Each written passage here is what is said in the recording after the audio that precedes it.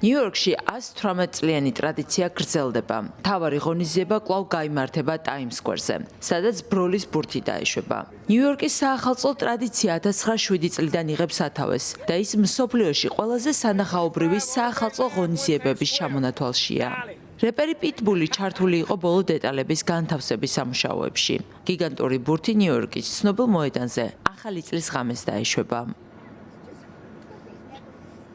ყველამ ვიცით, რომ აქ ტაიმს სკვერზე მსოფლიოში ყველაზე საკულტო, მონუმენტური, мотиваციური და ინსპირაციული ბურთი ახალი გადაწყვეტილებების სიმბოლოა. ასე რომ 2025 წელს აქ ყველა პროფესიის ადამიანი მოიყრის თავს და ახალ იდეებსა და ოცნებებს ჩაეყნება საფუძველი.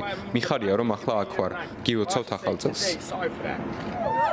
ახალი წლის ღონისძიებას ნიუ-იორკში საზოგადოებისთვის ცნობილი სახეებიც დაესწრებიან. ტაიმს სკვერზე ბურთის დაშვების ტრადიცია, რომელიც ახლა უკვე საუკუნეზე მეც ითვლის, ახალი ნაბიჯების გადადგმისა და სიახლეების სიმბოლოდ უკვე დიდი ხანია იქცა. იცვლებოდა მხოლოდ ბურთის ზომა.